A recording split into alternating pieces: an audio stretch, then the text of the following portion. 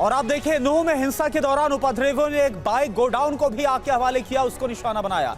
दंगाई करीब 250 से ज्यादा बाइक लूटकर यहां से ले गए और कई वाहनों को आग के हवाले कर दिया। आप देखिए हमारे संवाददाता जितेंद्र भाटी की एक्सक्लूसिव रिपोर्ट। 31 जुलाई को नूह में हिंसा के सबूत आप देखिए किस तरीके से जो गाड़ियां थी उनको उपद्रवियों ने जलाया, सामने देख पाएंगे। भले इस घटना को 2 दिन बीत चुके हैं लेकिन अभी भी इसके निशान जो हैं वो तमाम जगह पर मौजूद है और इनको हटाने का काम कर रहा है प्रशासन। दूसरी तरफ आपको और दिखाते हैं कि किस तरीके से जो उपद्रवी हैं उन्होंने ना सिर्फ वाहनों को, निजी वाहनों को फूंका, दुकानों को लूटा। एक सामने आपको नज़ारा दिखाते हैं कि यहाँ पर एक बाइक शोरूम का एक गोदाम है। यहाँ पर तकरीबन 500 की करीबन बाइक जो हैं वो खड़ी हुई थी। उपद्रवी जो थे उन्होंने इस गोदाम में भी लूटपाट की और यहाँ से 250 से ज़्यादा जो बाइक्स हैं उनको अपने साथ में यहाँ पर लूट करके यहाँ से लेकर गए। हालांकि जो पीछे आगे की तरफ आप देख रहे हैं कुछ बाइक्स जो हैं उनको जो बाहर छोड़कर गए थे उनमें से इन लोगों ने जो है उन बाइक्स को यहाँ पर अंदर जो है उनको संभाल के रखा, क्योंकि बाहर कुछ बाइक्स को आग भी लगाई गई थी। मेरे साथ में इस शोरूम के जो मैनेजर हैं वो मेरे साथ मौजूद वर्कशॉप के। ये बताइए क्या हुआ था थोड़ा पूरा? दंगाई आए थे उस पर शोभा यात्रा के दौरान और यहाँ आकर इन्होंने गोदाम किस तरफ से आए थे? ये लल्लर रोड से ही आए थे और आने के बाद उन्होंने यहाँ टारगेट बनाया इसको। दंगाइयों की कोई शक्ल तो होती नहीं, सर भीड़ बहुत थी। हाँ। उन्होंने गोदाम को तोड़ा और बाइक उठानी शुरू कर दी। आप ये कह रहे हैं कि सब जो ताला था इसको तोड़ दिया? हाँ जी, हाँ जी। भीड़ कितनी रही होगी? चेहरा भले ही आपने पहचाना? मैं ऑन द स्पॉट तो था नहीं, बट लेकिन बताया बहुत भीड़ थी। हाँ। और ये बताइए कितनी बाइक्स यहाँ से लेके गए?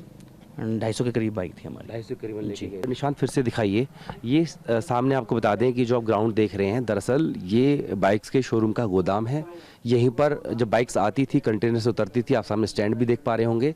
और यहाँ पर घटना वाले दिन बताया जा रहा है कि तकरीबन 500 के करीब बाइक्स थी।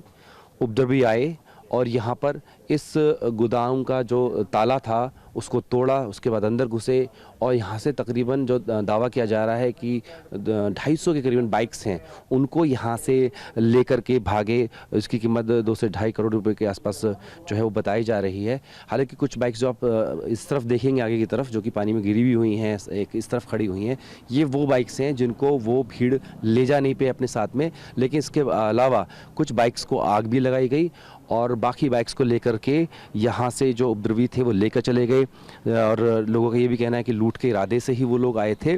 हालांकि इस मामले में पुलिस जांच कर रही है। आसपास से सीसीटीवी फुटेज है उसको खंगाल रही है कि किस तरीके से कौन थे आखिर वो लोग जिन्होंने 31 जुलाई को नूह में इस तरीके से पहले माहौल को बिगाड़ा, उसके बाद में जमकर लूटपाट किया।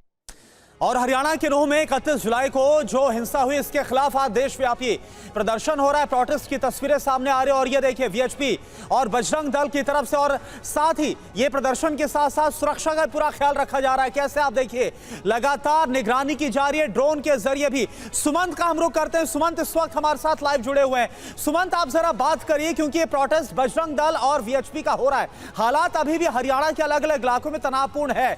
क्या मकसद आपको नजर आ रहा है इस प्रदर्शन का?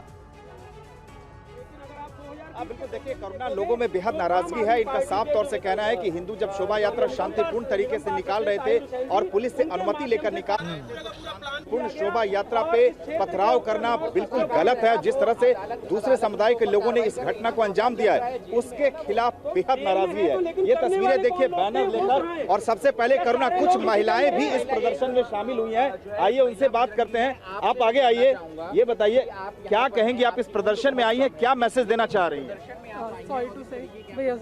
आप बताइए क्या कहेंगे? आप बताइए, ये प्रदर्शन में महिलाएं भी आई हैं, क्या मैसेज क्या देना चाह रहे हैं? देखिए, अगर कोई हमारे देश के साथ, हिंदुओं के साथ खिलवाड़ करेगा हम उसको छोड़ेंगे नहीं। खुलेआम चेतावनी देते हैं, गोली मारो सालों को।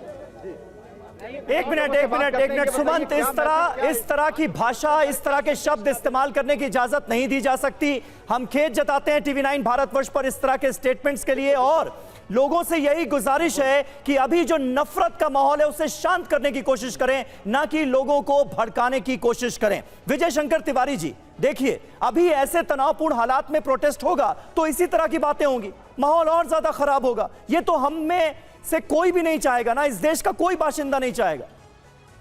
बिल्कुल सही समीर जी, लेकिन आप कल्पना करिए कि कितना क्रोध होगा लोगों के अंदर। और इस प्रकार ये पहली घटना नहीं है। आपने प्रारंभ में ही बता दिया था कि यहाँ शोभा यात्रा, यहाँ रामनवमी की यात्रा, यहाँ ये यात्रा, सब यात्राओं में इस प्रकार का काम हो रहा है। और आप कभी सुना है आपने किसी मुहर्रम पर किसी हिंदू समाज ने कोई हमला किया हो, किसी ताजिया निकल रहे हो और किसी ने रोका हो, इस प्रकार घटना हुई हो? नहीं हुई ना। तो ऐसी शोभा यात्राओं में और ऐसी यात्राओं में बार बार जब घटनाएं हो रही हैं तो आप उनको रोने तो दीजिए। यानी मारा भी जाएगा, उनको रोने भी नहीं देंगे आप। दोनों तरफ से तो मत दबाना चाहिए ना। वो रो रहे हैं, वो अपनी पीड़ा बता रहे हैं, और उस पीड़ा को सुन करके हमें समझना चाहिए उस समाज को कैसे रोकना है जो दंगाई है। जड़ में जाना होगा। जो कुछ नूह में हुआ, जो कुछ नूह में हुआ, आप कह रहे हैं ठीक है, इजाजत होनी चाहिए प्रशासन से। अगर आपने इजाजत ली थी तो जो धार्मिक यात्रा थी वो सही तरीके से निकली और उसमें सुरक्षा के इंतजाम भी होने चाहिए थे। लेकिन यही तो बात सामने आ रही कि भीड़ इतनी होगी इसका प्रशासन को अंदाजा ही नहीं था। अब आप मुझे ये बताइए कि अगर देशव्यापी प्रदर्शन आप कर रहे हैं तो ये है किसके खिलाफ? नाकामी किसकी आप मानते हैं? सरकार की, प्रशासन की, उपद्रवियों की? किसकी गलती थी? ये उपद्रवियों के खिलाफ है। और आप एक बात ध्यान कर लीजिए समीर जी कि आखिर ये जो सो हुआ है इसके पीछे कौन है, कौन कर रहा है ये, बार बार कौन कर रहा है?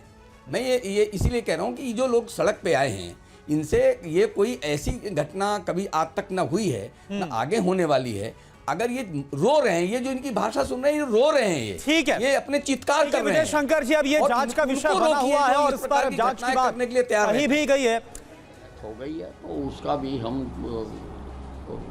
जो उसकी जानकारी है एकत्रित कर रहे हैं। कहीं ना कहीं जो मोनू मानेसर है उसको लेकर उसका वीडियो वायरल हुआ तो मुस्लिम पक्ष से आरोप लगाया जा रहा है कि मोनू मानेसर की वजह से जो है ये दंगे भड़के हैं। मतलब ये कितनी चीज देखिए, उसको भी हम देख रहे हैं और मैंने भी मोनू मानेसर की वीडियो देखी है। वो कहीं पर भी दंगा करने के लिए नहीं कह रहा है, वो लोगों को यात्रा में पहुंचने के लिए कह रहा है। तो उसको भी हम स्टडी कर रहे हैं। सर, प्रशासन की तरफ से वहाँ जैसे इनपुट्स थे पहले कि इस तरीके की लॉ एंड ऑर्डर सिचुएशन हो सकती नहीं, है। अब इनपुट्स किस लेवल के थे, कहाँ तक थे और किस लेवल की घटना हो गई, ये तो सारा जांच के बाद पता चलेगा। यूजली क्योंकि ये हर साल यात्रा निकलती थी तो ये एक तरह से लोकल प्रोग्राम है और लोकल प्रोग्राम प्रदेश में हर ज़िले में होते रहते हैं। ज़रूरी नहीं होता कि उसकी जानकारी सारी प्रदेश स्तरीय तक अधिकारियों को दी जाए। तो स्थानीय कार्यक्रम होते रहते हैं, उसी के तहत इनको इजाज़त दी गई थी।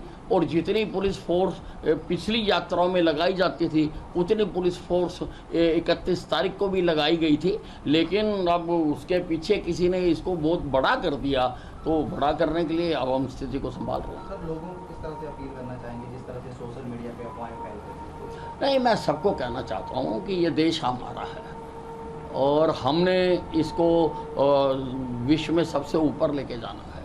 और तरक्की उसी प्रदेश में होती है जिसमें शांति रहे।